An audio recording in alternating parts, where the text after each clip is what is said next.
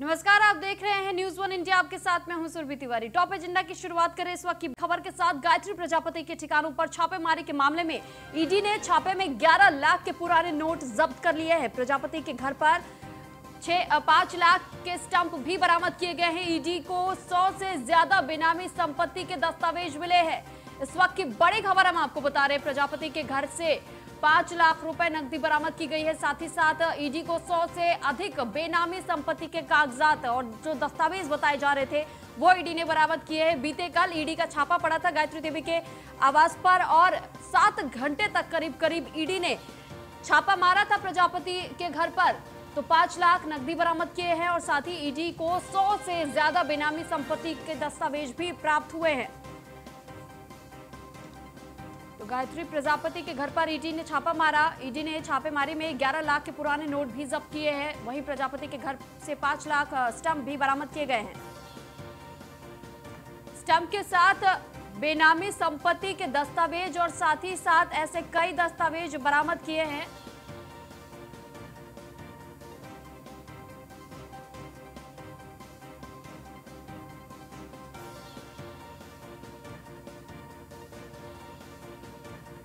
तो बड़ी खबर हम आपको बता रहे हैं। ईडी को 100 से ज्यादा बेनामी संपत्ति दस्तावेज अब तक प्राप्त किए जा चुके हैं। वहीं गायत्री प्रजापति के ठिकानों पर छापेमारी का ये पूरा मामला है। ईडी ने छापे में 11 लाख के पुराने नोट जब्त किए हैं।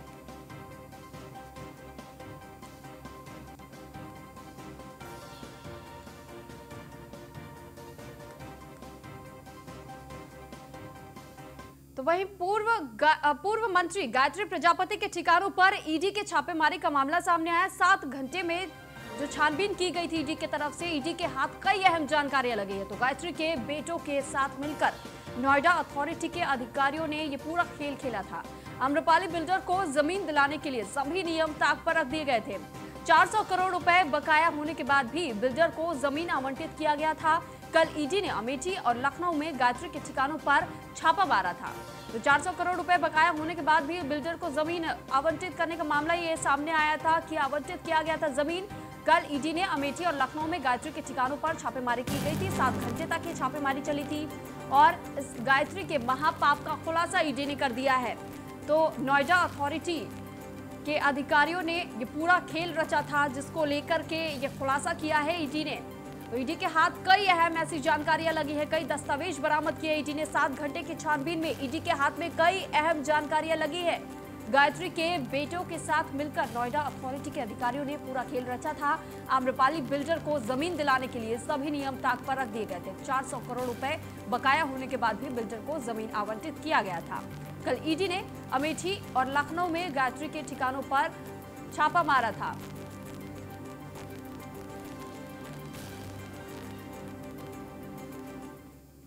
तो इस पर अधिक जानकारी के लिए एसके वाजपेयी हमारे साथ लाइव जुड़े हुए हैं। एसके, आपसे जानकारी चाहेंगे। 7 घंटे तक ईडी ने छापेमारी की थी पूर्व मंत्री गायत्री प्रजापति के आवास पर।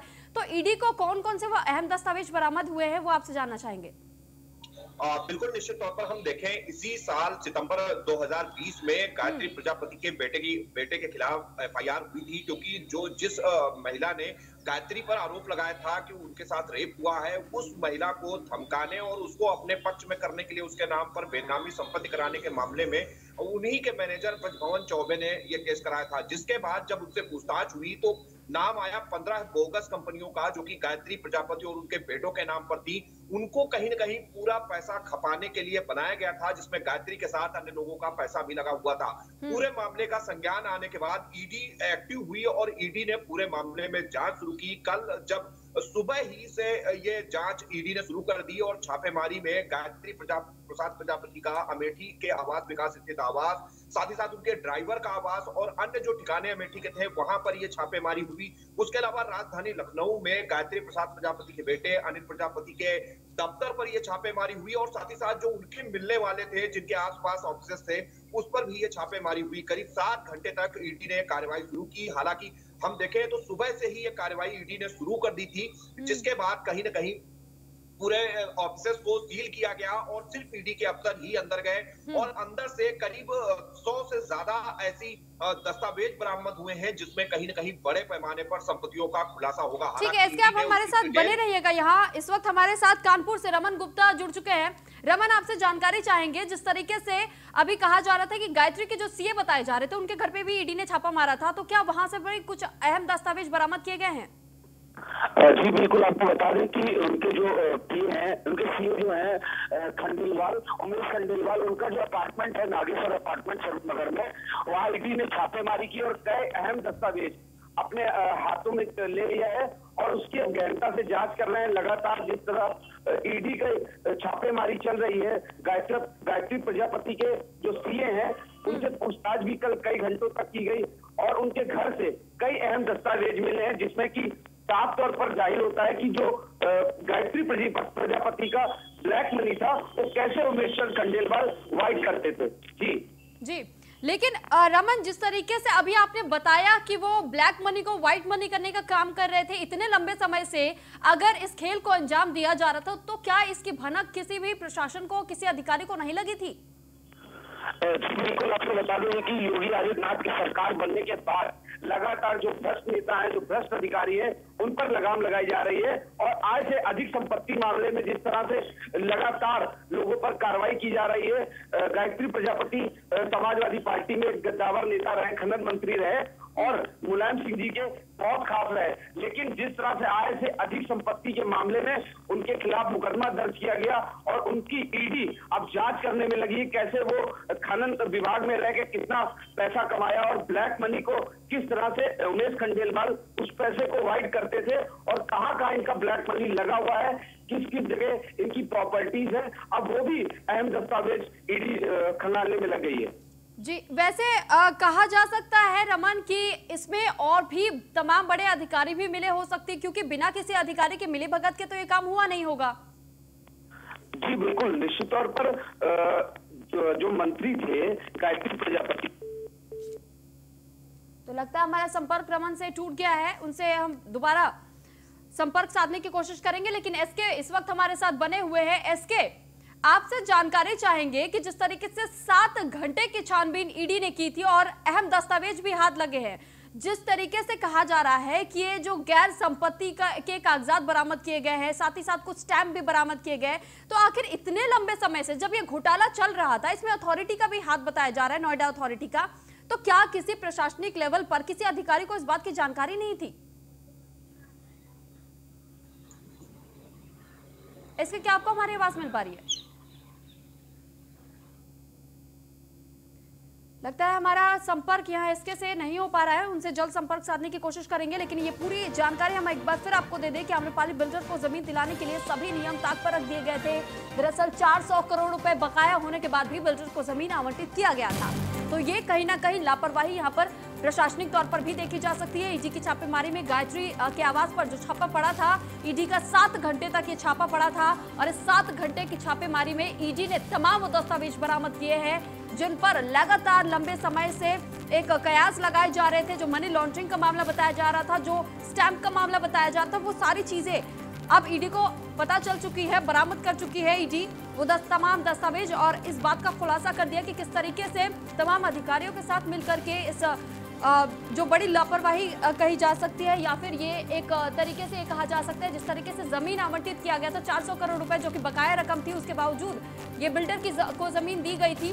तो कहीं ना कहीं मिलीभगत इसमें अधिकारियों पर भी लगाई जा रही है कि मिलीभगत का आरोप लग रहा है, क्योंकि जो लापरवाही यहाँ बरती गई है अधिकारियों के तरफ से, तो ये बेहद अहम सवाल कि आखिर प्रशासनिक लेवल पर इस पर जांच क्यों नहीं हुई थी। और इस पर एक बार फिर से हमसे बातचीत करने के लिए एसके वाजपेयी हमारे साथ जुड़ चुके हैं। एसके, हम आपसे जानकारी चाह रहे थे कि जो 7 घंटे की ईडी ने छापेमारी की थी उसमें कई अहम दस्तावेज भी बरामद किए गए थे, लेकिन जैसे कहा जा रहा है कि नोएडा अथॉरिटी जो है उसकी भी कहीं ना कहीं मिलीभगत थी, क्योंकि 400 करोड़ रुपए रकम अभी बकाया थी, बावजूद उसके जमीन आवंटित कर दी गई। तो क्या जो ऊपर लेवल पर जो बैठे हुए अधिकारी है उन्हें इस बारे में जानकारी नहीं थी? बिल्कुल निश्चित तौर पर ये बड़े सवाल हैं, क्योंकि हम देखें जिस तरीके से सपा सरकार के दौरान वो खनन मंत्री रहे, एक कद्दावर मंत्री माने जाते थे, चाहे सपा सुप्रीमो अखिलेश यादव हो या फिर उनके पिता सपा संरक्षक मुलायम सिंह हो, उनके बहुत अच्छे रिश्ते थे और लगातार जो भी वो निर्णय लेते थे, कहीं ना कहीं सरकार में दूसरे जो अधिकारी या मंत्री थे उनके निर्णयों को नहीं काट पाते थे, क्योंकि एक कद्दावर मंत्री के रूप में गायत्री प्रसाद प्रजापति की पहचान थी। तो जिस तरीके से गायत्री के पास खनन को लेकर लगातार पट्टों आवंटन में और आय से अधिक संपत्ति मामले में केस चल रहा है, 3 तरीके की जांचें वो झेल रहे हैं, जिसमें सीबीआई, विजिलेंस और उसके अलावा ईडी। तो कहीं ना कहीं जब वो सरकार में थे उस दौरान उनके ऊपर कोई भी अधिकारी हाथ नहीं डाल सकता था। निश्चित है कि अधिकारियों की मिलीभगत जरूर रही होगी, क्योंकि जिस तरीके से खनन पट्टों के आवंटन में जो बड़े पैमाने पर अनियमितताएं हुई और उन अनियमितताओं से जो पैसा आया कहीं ना कहीं उसको खपाना था, उसको खपाने के लिए लगातार बोगस कंपनियां बनाई गई, जिसमें 15 से ज्यादा कंपनियों के बारे में गायत्री प्रजापति के बेटे ने खुद स्वीकार किया है।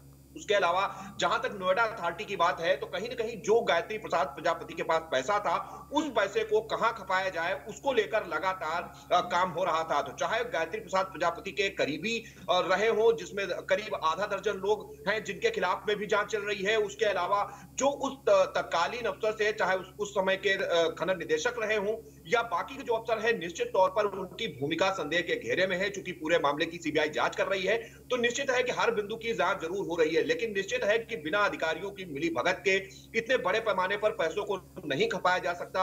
11 कंपनियां जिनके बारे में दस्तावेज बरामद हो गए हैं, साथ ही साथ में 15 कंपनियों के बारे में गायत्री के बेटे ने कबूलनामा किया है। तो कहीं ना कहीं ये वो चीजें हैं जो बगैर अधिकारियों की सहमति या उनके बगैर सहयोग के यहाँ संभव सवाल नहीं है। ये बनता है, आपने कहा कि उनके बेटे ने कबूलनामा भी कर लिया, यहाँ पर 400 करोड़ रुपए की नकदी जो बताई जा रही थी अभी भी नहीं दी गई है। उसके बावजूद अगर जमीन आवंटित किया गया है तो इस पर आखिर कौन देखरेख करेगा, कौन निगरानी बनाए रखेगा?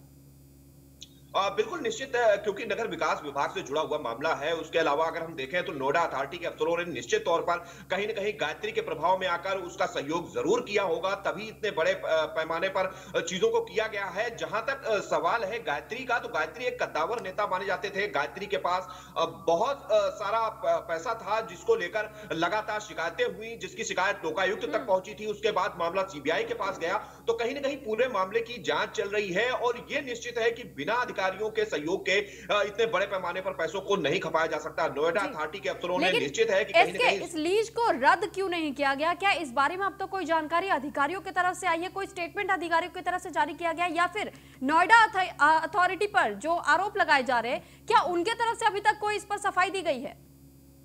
बिल्कुल, चूंकि कोई भी अधिकारी गायत्री के मामले पर बोलने को तैयार नहीं है, क्योंकि सपा सरकार के दौरान के ये सारे मामले हैं। वो अफसर फिलहाल अब उन पदों पर नहीं है, लेकिन ये निश्चित है कि कहीं ना कहीं उन अफसरों ने गायत्री के लिए नियमों को शिथिल किया और नियमों को इस तरीके से मोल्ड किया गया जिससे कि गायत्री और उसके करीबियों को सीधे तौर पर फायदा पहुंचे। कहीं ना कहीं उस फायदे को लेकर लगातार ये काम किए गए, चाहे वो खनन विभाग रहा हो या फिर उसके अलावा नोएडा अथॉरिटी रही हो, या उसके अलावा जिस तरीके से उन्होंने चिट फंड रजिस्ट्रार में अपनी 15 कंपनियों का रजिस्ट्रेशन कराया। तो कहीं ना कहीं बिना अधिकारियों की मिली भगत के ये संभव नहीं है। लेकिन अगर हम तत्कालीन समय की बात करें तो गायत्री वो मंत्री थे जो कहीं ना कहीं लगातार पैसे उड़ा रहे थे और लगातार अफसरों को अपने 2 नंबर के काम के लिए पैसे उपलब्ध करा रहे थे। ये बात किसी से छुपी हुई नहीं है, क्योंकि इन सारी चीजों को लेकर लगातार पहले भी जांच चल रही है और विभिन्न जांचों का सामना गायत्री कर रहे हैं, जिसमें उत्तर प्रदेश सरकार की विजिलेंस भी पूरे मामले की जांच कर रही है। हालांकि जब गायत्री प्रजापति के बेटे की गिरफ्तारी हुई और उनके मैनेजर रहे ब्रज भावन चौबे ने गायत्री के इकोनॉमिक साम्राज्य के कई राज खोले थे कि किस तरीके से बेनामी संपत्तियों को प्रदेश भर में अलग अलग जिलों में खरीदा गया और उनके जरिए से आप हमारे साथ यहाँ बने रहिएगा। हंसराज हमारे संवाददाता हमारे साथ जुड़ चुके हैं अधिक जानकारी के लिए। हंसराज, आपसे जानकारी चाहेंगे कि अमेठी और कानपुर में भी गायत्री के आवास और गायत्री के जो सीए बताए जा रहे थे उसके आवास पर भी छापेमारी ईडी ने की थी, तो वहां से क्या कुछ अपडेट प्राप्त किए हैं ईडी ने, इस बारे में जरा जानकारी दीजिए। हंसराज, क्या आपको हमारी आवाज मिल पा रही है?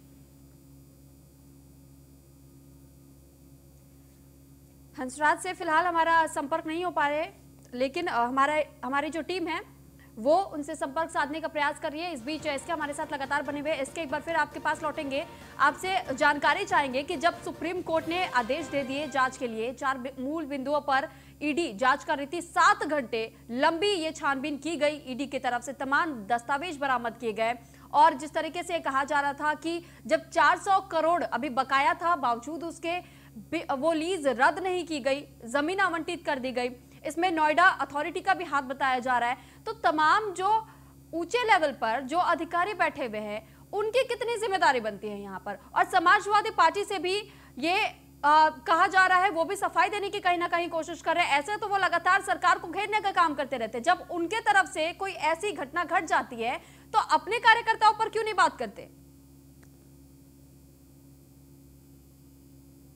भाव का अंदाजा इसी से लगाया जा सकता है कि गायत्री अपने ऊपर चल रहे आधा दर्जन से ज्यादा गंभीर मामलों में जब जमानत पर बाहर आए थे, तो जमानत पर बाहर आते ही 3 दिन के अंदर वो महिला अपने आरोपों से मुकर गई थी जिसने गायत्री के ऊपर रेप का आरोप लगाया था, जिसके मामले में ही गायत्री को जेल जाना पड़ा था। तो कहीं ना कहीं ये गायत्री का प्रभाव है कि जब वो बाहर आए और ऐसे आरोप उनके खुद के मैनेजर ने लगाए थे कि गायत्री प्रसाद प्रजापति ने जेल से बाहर आते ही महिला के नाम पर कई बेनामी संपत्तियां कराई, जिसके बाद महिला अपने आरोपों से मुकर गई। तो कहीं ना कहीं ये बड़े सवाल जरूर है जी। ठीक है, इसके आप हमारे साथ बने रहिएगा। ब्रजेश श्रीवास्तव, एसोसिएट एडिटर, हमारे साथ फोन लाइन पर जुड़ चुके हैं इस पर अधिक जानकारी के लिए। ब्रजेश, आपसे जानकारी चाहेंगे कि ईडी ने जो अमेठी में और लखनऊ में गायत्री के आवास पर छापेमारी की, 7 घंटे तक ये छापेमारी चली, तमाम दस्तावेज बरामद किए गए, वही सुप्रीम कोर्ट के आदेश पर ये छापा मारा गया था और कहा जा रहा है कि 400 करोड़, जो बहुत ज्यादा ध्यान देने वाला मुद्दा यहाँ पर है कि 400 करोड़ की राशि जब बकाया थी तो उसके बावजूद किस तरीके से जमीन आवंटित कर दी गई? देखिए, सबसे बड़ी बात यह है कि जो बड़े बकायेदारों की सूची थी, बड़े बकायेदार थे और उसके बावजूद जो है यहाँ पर न सिर्फ अधिकारियों की मेहरबानियां जारी रही, बल्कि सरकार में उनके बैठे हुए लोग भी उनके ऊपर खासे मेहरबान रहे। और यही वजह है कि अब सुप्रीम कोर्ट के आदेशों के बाद अब ये पूरी छानबीन शुरू हो रही है। ईडी ने जांच शुरू की है, कई जगह पर छापेमारी की गई है और जिस तरीके का पूरा नेक्सस निकल के आ रहा है वो अपने आप में हैरान कर देने वाला है। 4000 करोड़ की बकायेदारी के बावजूद अधिकारियों की मेहरबानी बाकायदा जो है बिल्डर पर रही, बाकायदा जो है बनी रही। और सबसे बड़ी बात यह कि उस वक्त जो लीज की जमीनें थी उनके आवंटन को तत्काल निरस्त करना चाहिए था, लेकिन ब्रजेश, अगर आम्रपाली ग्रुप का भी नाम इसमें कहीं ना कहीं सामने आया है, तो आम्रपाली ग्रुप के खिलाफ नोएडा की तरफ से जो नोएडा प्राधिकरण है और उनके अधिकारियों ने कार्रवाई क्यों नहीं की है? यही तो सबसे बड़ा सवाल है कि जिन अधिकारियों के ऊपर जिम्मेदारी की कार्रवाई करने की, उन अधिकारियों ने बल्कि उन अधिकारियों की सरपरस्ती में ये पूरा जो है खेल चलता रहा। नोएडा और ग्रेटर नोएडा अथॉरिटी के न जाने कितने अधिकारी ऐसे थे कि जिनकी जेबें हर महीने आम्रपाली ग्रुप भरता था और मोटा कमीशन इनको पूरे खेल में मिलता था। और यही वजह है कि बड़े बड़े डिफॉल्टर होने के बावजूद, जहां एक व्यक्ति छोटा सा डिफॉल्टर होता है, उसकी पानी बिजली काट दी जाती है, उसका लीज निरस्त कर दिया जाता है, लेकिन हजारों करोड़ रुपए के बकाये के बावजूद अगर बिल्डर पर मेहरबानी थी तो सीधी सी बात यह है कि उसके पीछे कहीं ना कहीं कोई बड़ी वजह थी। और अब जिस तरह से सुप्रीम कोर्ट के आदेश के बाद ईडी ने छापेमारी की है, उससे बहुत बड़े बड़े राज उजागर हो रहे हैं, कई अहम पुख्ता जानकारियां मुहैया हुई है। और सबसे बड़ी बात यह है कि किस तरीके से इस पैसे को हवाला के जरिए ठिकाने लगाया गया, ट्रांसफर किया गया, उसके भी कई सुराग इस वक्त जो है ईडी को मिले हैं। तो ये बेहद अहम हो जाता है इस पूरी जांच का। जो सबसे बड़ा की पॉइंट है, ये अधिकारियों ने बेशुमार दौलत केवल इसी तरीके के डिफॉल्टर बिल्डर्स को संरक्षण देकर के जो है कमाई। और अब सुप्रीम कोर्ट के आदेश के बाद जब छापेमारी हो रही है, तब उम्मीद की जानी चाहिए कि कई बड़े चेहरे बेनकाब होंगे, कई सीटों के पीछे जाएंगे। ठीक है ब्रजेश, बहुत बहुत शुक्रिया आपका तमाम जानकारी हम तक पहुंचाने के लिए। हंसराज हमारे संवाददाता हमारे साथ बने हुए हैं। हंसराज, आपसे जानकारी चाहेंगे कि अगर आम्रपाली ग्रुप बहुत बड़ा नाम माना जाता है, तो अगर आम्रपाली ग्रुप की तरफ से इस तरीके का घोटाला किया जाता है तो जनता किस पर भरोसा करेगी? क्योंकि जिस तरीके से 400 करोड़ रुपए की बकाया अभी राशि बताई जा रही है, इसके बावजूद अगर उन्हें जमीन आवंटित कर दी जाती है तो यहाँ पर लापरवाही या जो गाज गिरना कह सकते हैं कि अधिकारियों पर भी ये गाज गिरे, क्योंकि कहीं ना कहीं अधिकारियों की भी मिलीभगत है इसमें, तो जनता आखिर किस पर भरोसा करे?